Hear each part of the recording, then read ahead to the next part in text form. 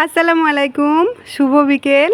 আজকের বিকেলের আকাশটা একবার দেখুন, কি সুন্দর লাগছে না? মেঘমুক্ত আকাশ, কি সুন্দর লাগছে। খুব সুন্দর লাগছে বলে আমি ভাবলাম আপনাদের সঙ্গে এই দৃশ্যটা শেয়ার করি। আর বিকেলবেলার সময় এরকম ওয়েদারে কী খেতে ইচ্ছা করে বলুন তো? কী খেতে ইচ্ছা করে বলুন তো? এই দেখুন, এই জিনিসটা খেতে ভীষণ ইচ্ছা করে। তো আজকে আমি বাড়িতেই বানিয়ে নিয়েছিলাম ফুচকা, তার সঙ্গে আলু মাখা, তার সঙ্গে তেঁতুল পানি। এখানের দোকানে ভীষণ দাম। আর ফুচকা পাওয়া যায় কইটুকুটুকু জানেন, যেমন একটা 5 মাসের বাচ্চার মুখে যেইটুকু আলু ঢুকবে বা যেইটুকু খাবার ঢুকবে, ঠিক সেইটুকু সাইজের ফুচকা। আমার খেয়ে পোষায় না, তো সেই জন্য আজকে বাড়িতেই বানিয়ে নিচ্ছি ফুচকা। আর ফুচকা ভাজছে আমার বর, একদম দেশি স্টাইলে লুঙ্গি গেঞ্জি পরে, যেটা নর্মালি যেরকম আউটফিটেও ঘরে থাকে ঠিক সেই রকমভাবেই। আর ছেলে পাশে বসে বসে দেখছে বা পাশে বসে পাপাকে একটু একটু হেল্প করছে। ও ফুচকাগুলো তেলেতে ছাড়ছে আমার ছেলে, আর বাপরে বাপ, আর ওর পাপা ভাজছে।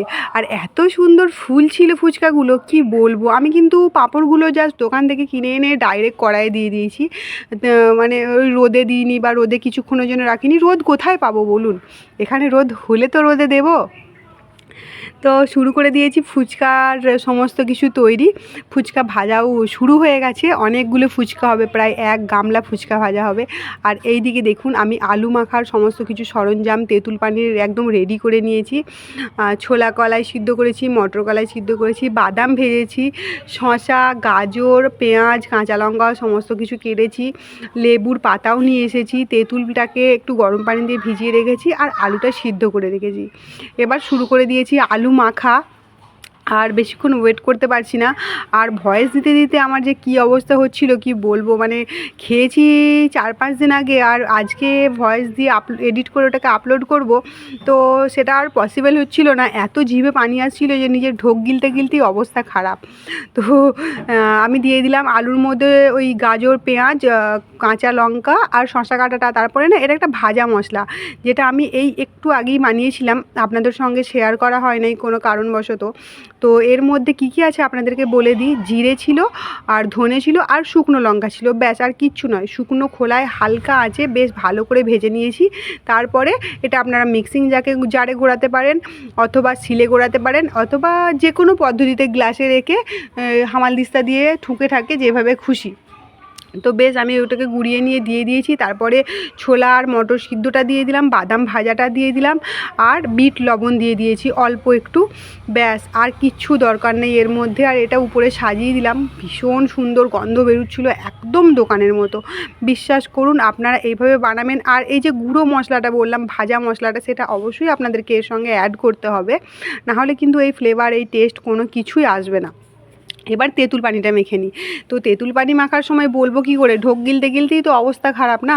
তো তেঁতুলটাকে গরম পানিতে ভিজিয়ে রেখেছিলাম। জানেন, এখানে অনেক দোকানে খুঁজেছি, হাটে বাজারে খুঁজেছি, তেঁতুল আর পাই না। কী অবস্থা, বাড়ি থেকে আনতেও ভুলে গেছি।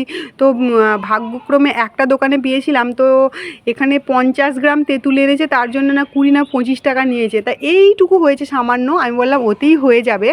তো অল্প ভিজিয়েছি, আমরা তো বেশিজন খাবো না। পাশের রুমে আরিয়ানের কটা ফ্রেন্ড আছে, তাদেরকে 10টা দেবো, 10-20টা দেবো।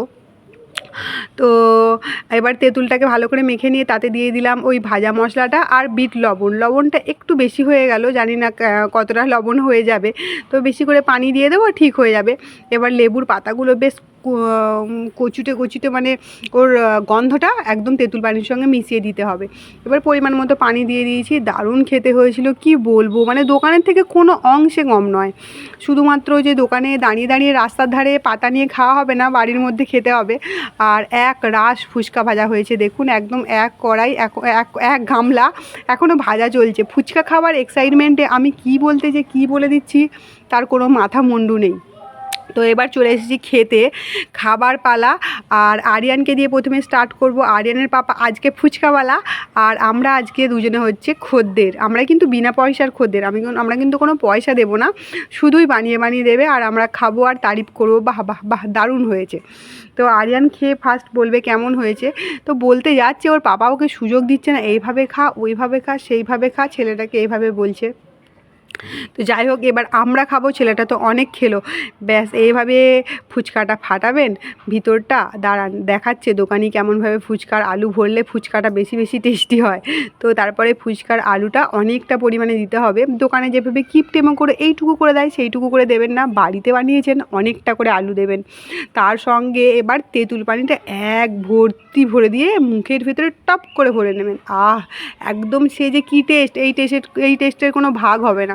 তো সকলে ভালো থাকবেন, সুস্থ থাকবেন। ভালো লাগলে অবশ্যই লাইক করবেন। খুদা হাফেজ।